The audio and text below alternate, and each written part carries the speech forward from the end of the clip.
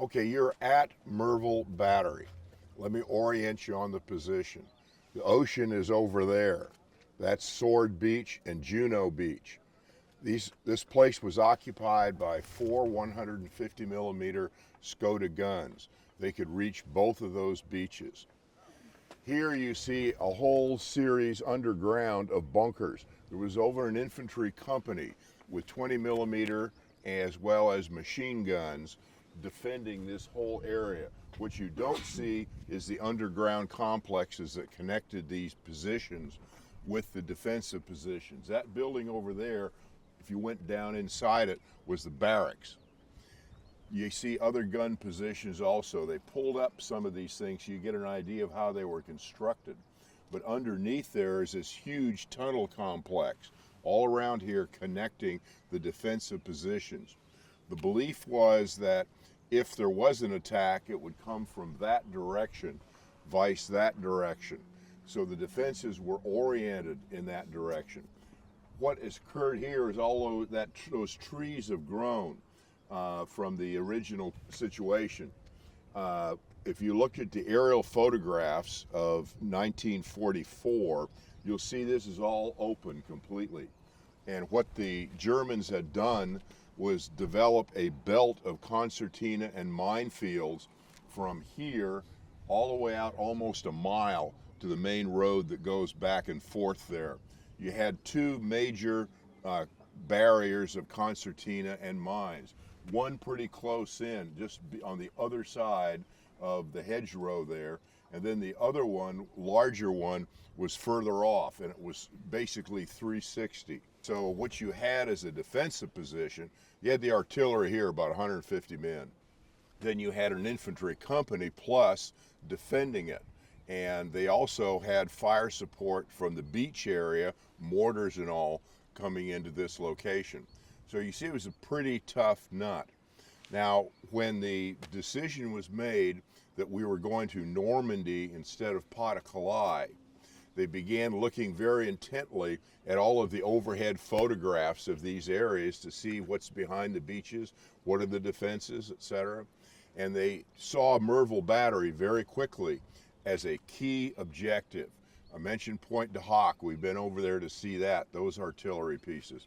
This is the equivalent of Pointe de Hoc, but it's also a much tougher nut, as you can see by looking at it. The village was a little further back toward the ocean. It was not this close, and the number of the Germans, including the battery commander, had some lady friends downtown and went back and forth. This is a completely integrated operation, if you would, beginning in 1942.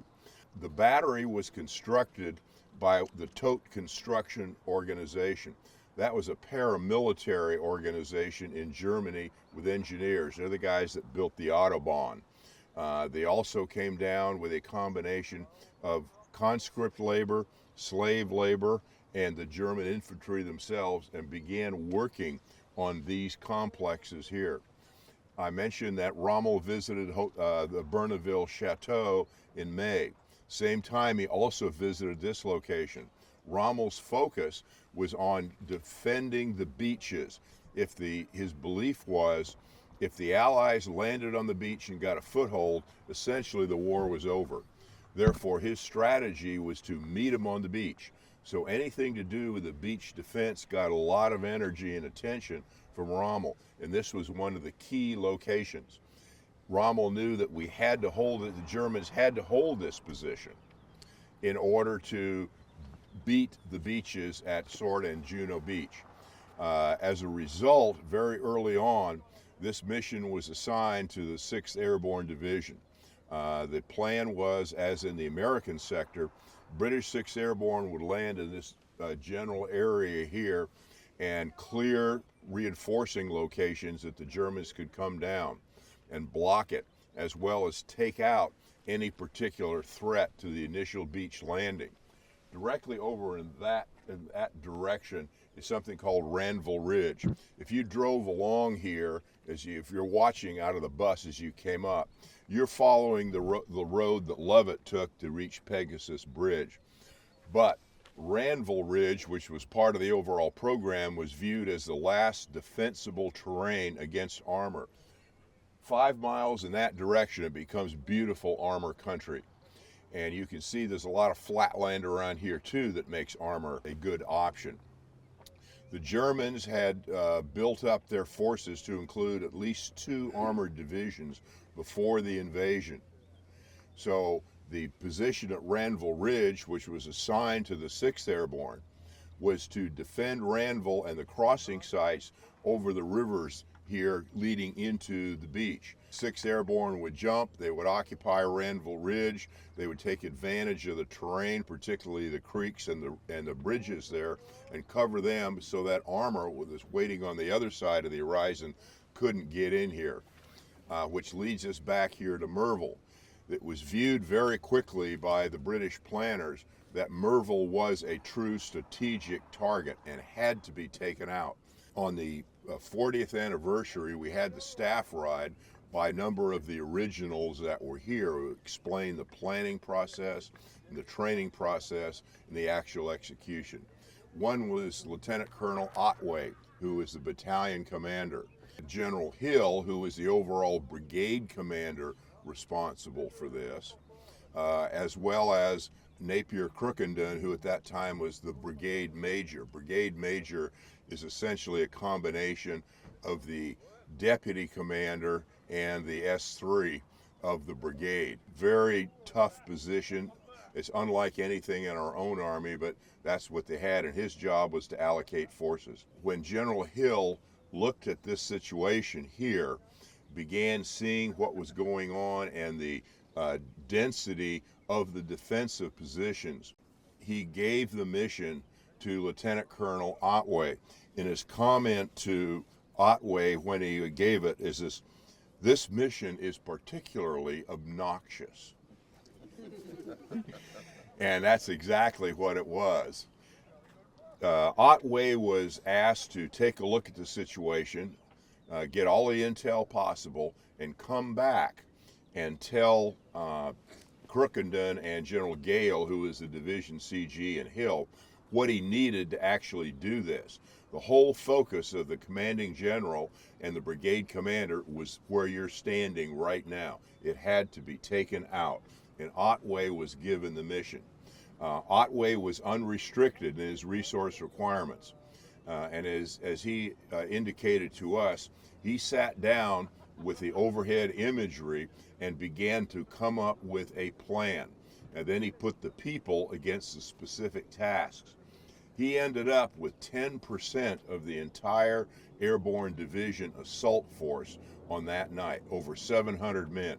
Infantry as the core, but he also had engineers for demo because they had to take out the guns. He had a doctor and medics, and he had a fire support element of mortars as well as 2 big Vickers machine guns, which are like heavy, great big heavy guns, 30 caliber, and can just spew a lot of rounds out. And this was his force, actually in planning, about 750. And his plan was, as he said, quite complex. And it boiled down to this. A recon party would be the advance party for Otway's organization. They would come in down in that area, down that road on the far side of the hedgerow, and begin to clear lanes through the minefields. They were to have 4 lanes going through this area up to here, where they got through that belt of concertina and they got the mines cleared. That would allow the infantry that was coming up then to low crawl into this position and pop up very close to where that hedgerow area is. He also added a couple of bells and whistles to the program.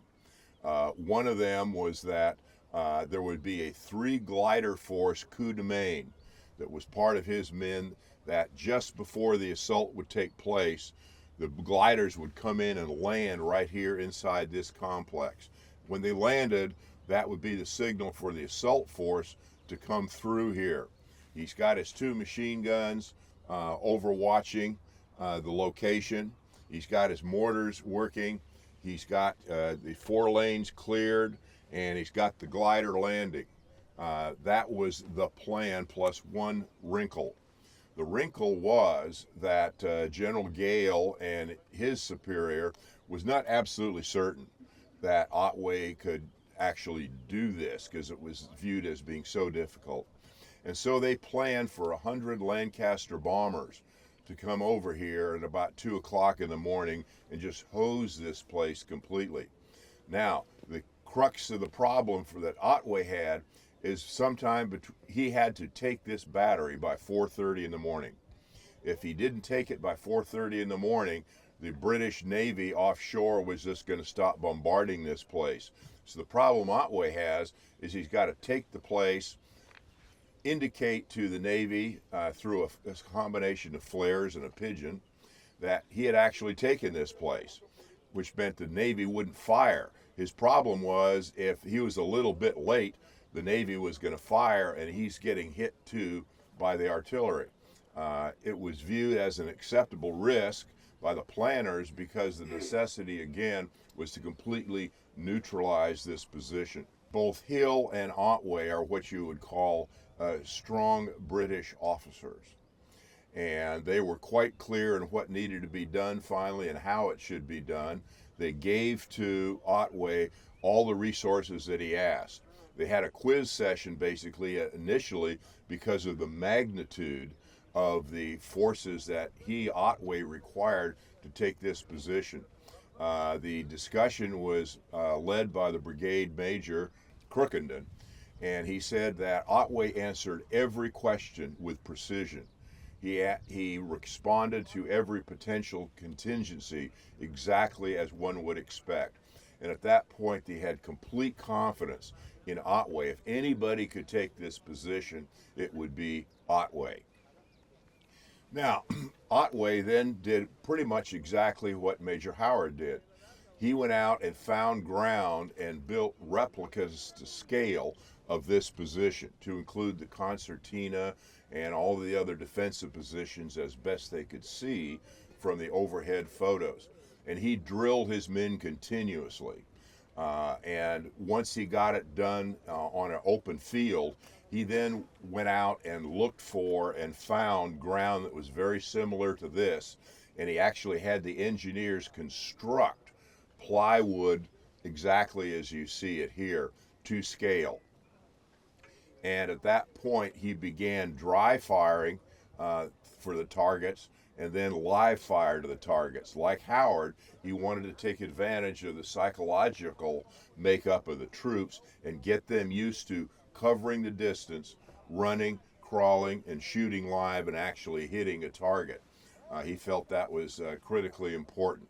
His plan was that the glider forces, the 3 gliders, would land right on top, and that would be basic infantry that would come in, clean out whatever was needed as they found it, and provide a diversion, if you would, from the main assault force. That was the plan. So on D-Day night, what occurs is Otway takes off with his 700 guys, and like most of the airborne operations, it was a complete soup sandwich. Instead of having 750 troops in his assembly area, he's got about 150. He also had some additional problems getting to the location. Personally, he jumped and landed in the middle of a German command post. And he was in a personal firefight for several minutes before he could break out. So just put yourself in the mind of Otway. He's got this mission that everybody's told him is the most critical in the war. He's got it, and he's coming down, and he's now in a firefight with the Germans. You know, what's going through the guy's mind at that time and what he experiences.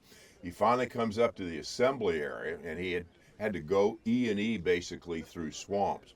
And Otway said that he had, before he left, he was concerned about not having enough tea in the objective area. So he took a whole bunch of tea bags and put them inside his pockets.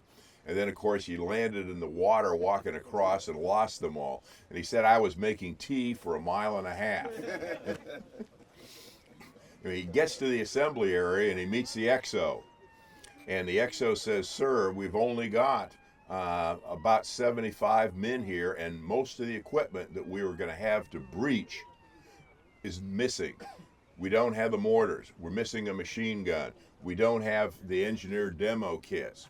Most of the stuff that he had planned to have was not in that assembly area. But his initial advon had landed reasonably well and went about doing their job. And if you see that cow over there, that black cow, just to the left of that, behind this hedgerow, was what was called a Calvary, which was a statue of Christ in the middle of a road intersection.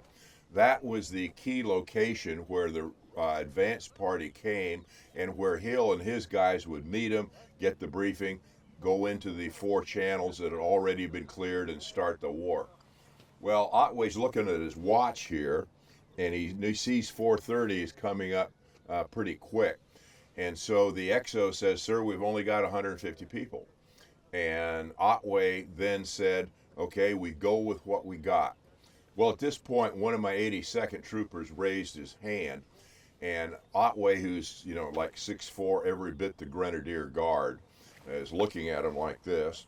And the guy says, sir, what was going through your mind when you were in the assembly area and you didn't have everybody you're supposed to have?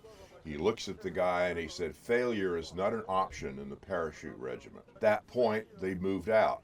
At the Calvary Cross, he met the recon party.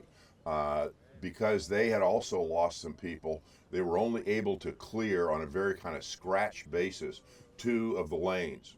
So Otway knew he was down to 150 instead of 700. And so what then happened is he looked around and he saw that the Lancaster bombers that were supposed to saturate this place didn't hit anything. It was some miles away where the bombs were actually dropped. So the first part of the big plan, the bomber plan, was a complete fizzle. His guys now in the lanes begins moving them forward. And they're now waiting for the coup de main aircraft. Well, one of the coup de main aircraft broke their tug rope in England and went back.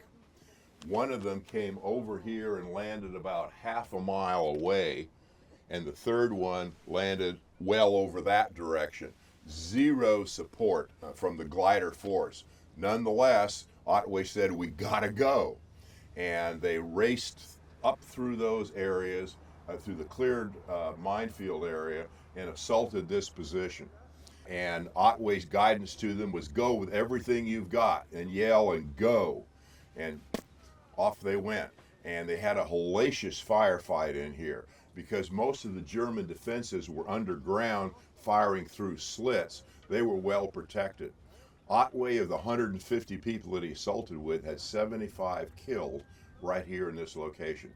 But they took the battery positions, and these doors you'll see back here in the rear were open for whatever reason, so they could pop a grenade in there and clear it out. The problem was that the battery crew that was in these positions just went down through the covered areas and hid away from the folks clearing the battery. And Otway's guys are all fired up, obviously, and they've cleared the battery position, each of the guns, but they haven't gotten the gun crew because they're underground hiding. He doesn't have enough time to screw with this. And he tells his number 2 to send up the signal that we've got it, which was the flare, the pigeons, and all that. And the flare went off, sort of, but it was the wrong color. It was yellow instead of green. And the pigeon went off, never to be seen again.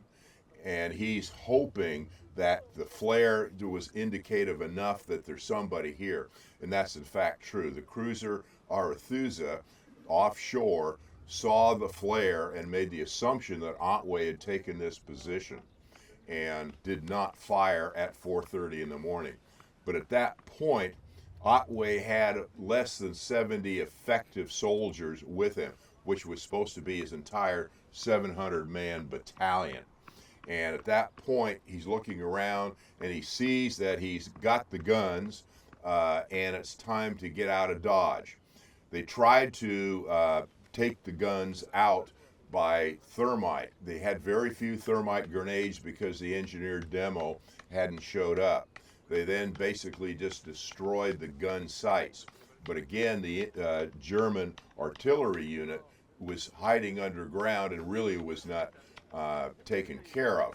Nonetheless, Otway felt that he had done his job and he wanted to get out before other Germans began to react. He thought the guns were reasonably well taken care of, that they had wiped out a lot of the infantry. He had, like I said, 70 plus bodies of his own guys here. So he moves back to the Cavalry Cross. You know, he's basically got a 75-man battalion now, and he begins to move out. What then occurs is he gets a message from General Gale telling him to assault another town, his secondary mission. Well, Gale has no idea what the strength or situation is that Otway has. He's just basically got a light infantry company. And as Otway said, he was very unhappy with that order. As soon as Otway's guys left, the German artillery went back to the guns and began to try to repair as best they could. The forward observer position for the artillery was down on the beach, and the communications were cut. And the success of the invasion on the beach was such that the belief is that the forward observation team was taken out. Therefore, the guns here would be firing blind, and they chose not to fire. A Canadian commando battalion was then assigned the task of actually clearing this position. They were repulsed with heavy losses. And so you had the guns taken out, the infantry pretty cleared out, we leave, and then the Germans reoccupy the position. They held this position until the 25th of August, when they finally E&E'd out with the rest of the German retreat in that area. This, like Pegasus and Pointe du Hoc, is a great example of the necessity for cross-training, small unit leadership, and initiative, in addition to a really good risk-taking potential on the part of the commanding officer. You know, put yourself in Otway's position. You're sitting there in the CP, we're supposed to have 700 plus, you got 150. You know, what do? You also got the most important target in the entire British sector. He was obviously a very strong personality. One of the things I noticed from both him and Crookenden and Hill was they had real strength of character. You could just see that. You could put yourself in the position of a soldier working for these guys, and you knew they were people you had trust and confidence in, which made a huge difference here. You know, if you can imagine having to go from 750 to 150 and still pull it off. And Otway was very clear. We were going to do this, but we were going to do it with less. So like the Rangers up at Pointe du Hoc, instead of 10 people assaulting, they'd have 2 people. But those 2 people went to whatever the objective requirement was inside this location. A tremendous example of excellent training and excellent troop leadership and highly motivated soldiers. You know, put yourself in the position of POC Schmuckatelli. You've had a really bad landing experience, and you walk through the countryside here, you come to this location, you can see the battery laid out. You didn't have these hedgerows. So they're a mile away and they can see the battery, these great big gun positions, and they can see the concertina in the moonlight. They knew it was a tough nut, but they said, okay, we got to do that. They went off and did it. But you have more than 70 people killed inside this position. That's a lot of bodies. And you add to that the wounded, which were almost approximate number. You see what the cost was to take this absolutely essential position. Give you an idea of what, in terms of casualties, of the 700 that were supposed to be here, 192 are still unaccounted for due to missed drops somewhere, either in the ocean or in a river or whatever. That's a very large number of personnel. He had 75 killed on the assault itself. out of the 160 that he actually had in the wire down here. Just again, an example of what true courage is all about, with a sense of will necessary to take a position of this nature. Very tough, and they did it because, as Otway said, they had no choice. It's that simple.